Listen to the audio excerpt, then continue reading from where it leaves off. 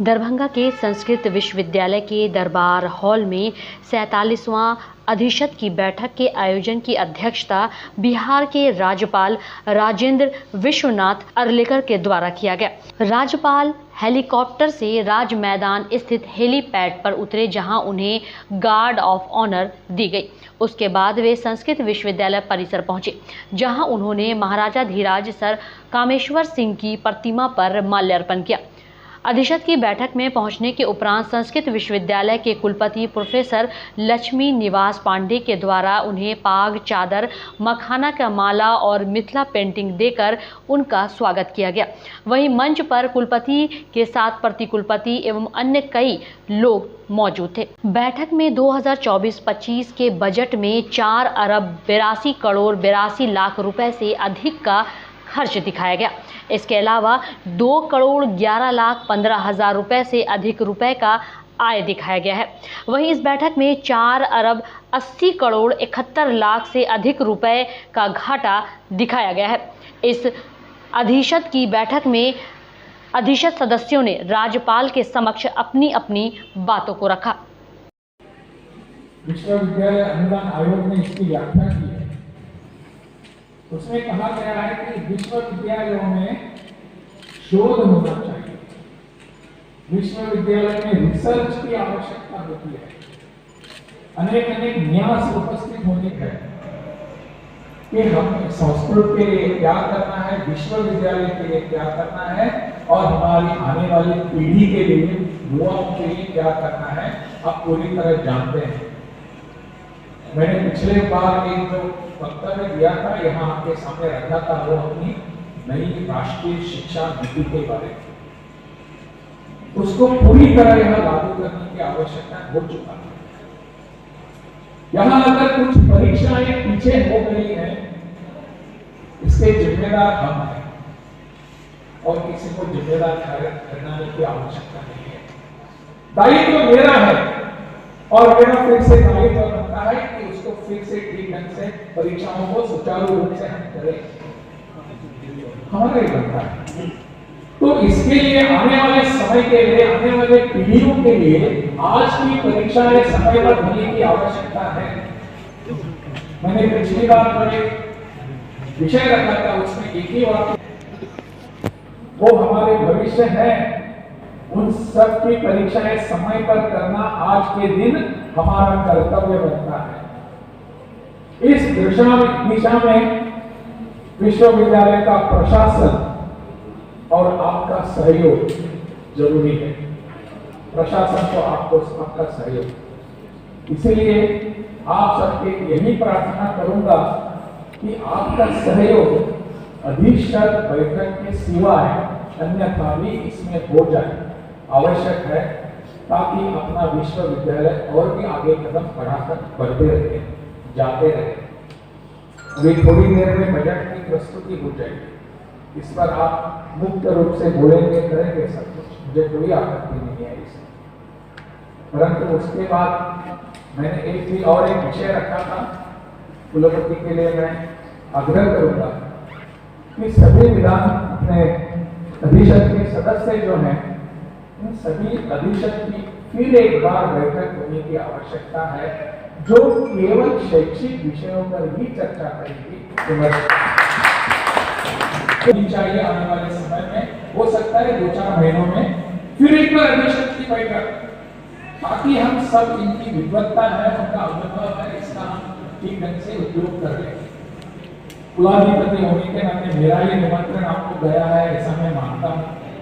मेरे निमंत्रण का बहुत ही सम्मान करते हुए यहाँ आए हैं, इसलिए आप सबका बहुत बहुत धन्यवाद। आज यहाँ चयन होने के बाद जो नियुक्ति हुई है, वो भी इस विषयों पर पूरी तरह जानकार होते हैं। मेरा उनका परिचय तो था नहीं, परंतु चयन समिति ने जो नाम दिए थे उनमें से उनका एक नाम था।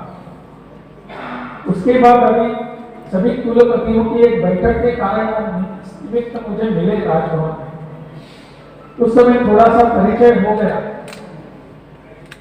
और इसके पूर्व जो विश्वविद्यालय के, वो संस्कृति विश्वविद्यालय थे, मुझे लगता है वो केंद्रीय विश्वविद्यालय था। उसके वो कुलपति थे।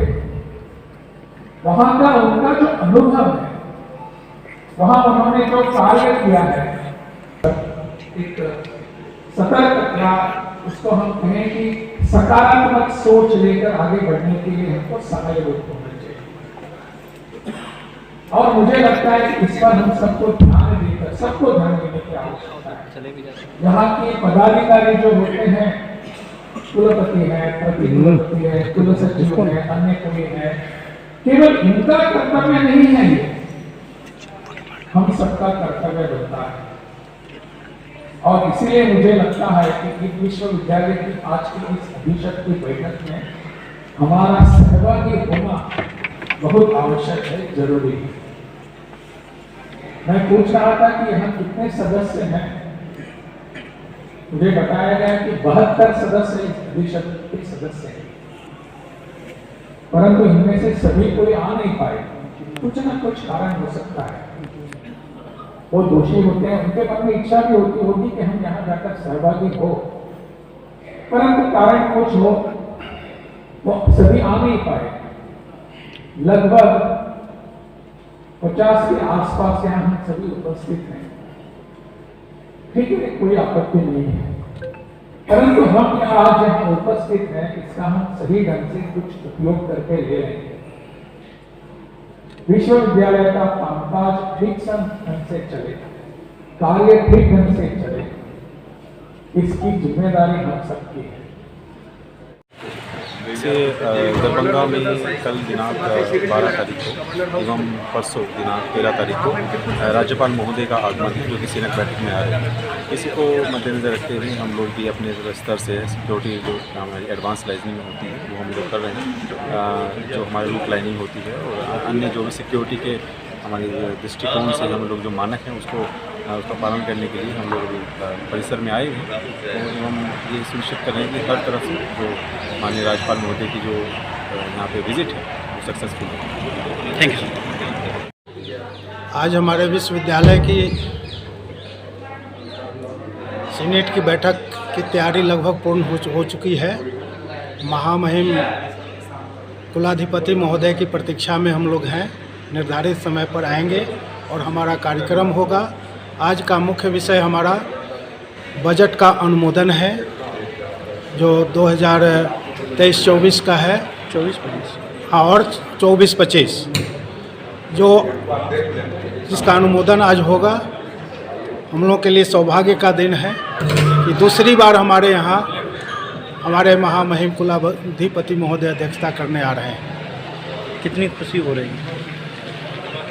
पूरे उत्सव का माहौल है हमारे विश्वविद्यालय में, क्योंकि हमारे अभिभावक जो सभी विश्वविद्यालयों के होते हैं पधार रहे हैं।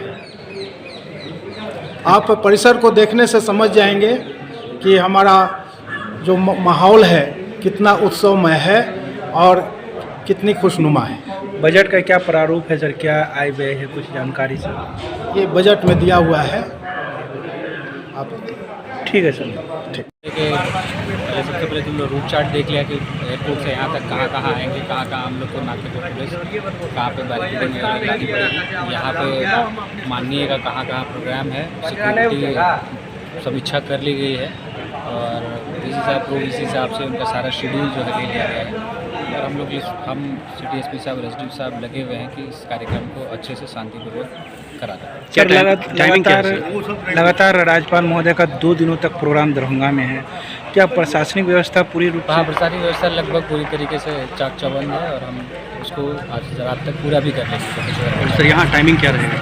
टाइमिंग इनका लगभग यहाँ 11 बजे का है। 11 बजे यहाँ के बाद सर सीएम साइंस कॉलेज भी जाना है। यहाँ के बाद श्यामा मंदिर है, तो सीएम साइंस कॉलेज है, फिर स्टे करेंगे सर्किट हाउस पर, फिर अगले दिन। Thank you sir. Thank you.